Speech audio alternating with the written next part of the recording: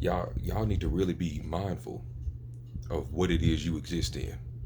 You know what I'm saying? Be aware of what you're participating in, what you're thinking about, who you're around, and the energy that you are around. Because a prime example of that is like, say, some friends of mine, they'll sometimes go into a discussion about modern day women and stuff of that nature, and hypergamy and stuff of that nature, and just what's going on between men and women and stuff like that. And I don't exist in that anymore. Now, there was a time where I used to participate in those kind of debates and discussions, but as I began to understand and connect with myself, I had to realize within that, okay, that was just pain that I had, that I was relating with other YouTubers and stuff of that kind of nature. I was relating that pain with other people.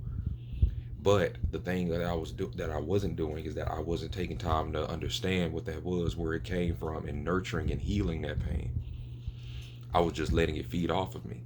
And also too, I don't engage in this kind of stuff anymore because I feel like if there's some my consciousness tells me that if there is two sides going against each other, who is the one that's fanning this flame?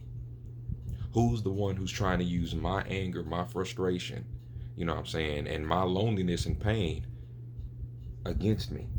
Who's the one promoting these kind of things? And that's why I sit up there and think about, what it is I really engage myself in and what it is I put myself into.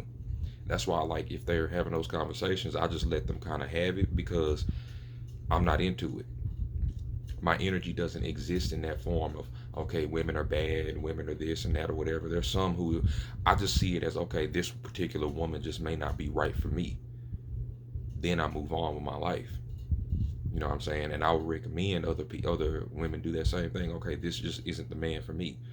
Don't let yourself spiral into a crater of just frustration and anger. And the tricky thing about our minds is that oftentimes, we're doing it without being aware. See, awareness is the thing that's really holding us back because oftentimes we're not paying attention to just what is it that I feel. How many times have I been using this word? What energy is behind my thoughts, my feelings, my actions? Because that's what's letting you know your intentions and where your mind and stuff like that is.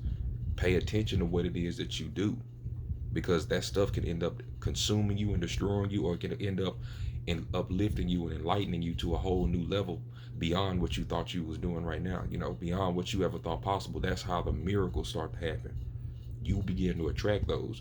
But if you're in a low vibration, even if you don't know it or not, if you're in a low vibration, you know what I'm saying, you're going to begin to attract those same women who are about that same kind of mentality, those same men who are about that same mentality, because that's just who you are. And if you do, and this is a little bit kind of, it's kind of conflicting a little bit or whatever, because some people say like you attract what you are.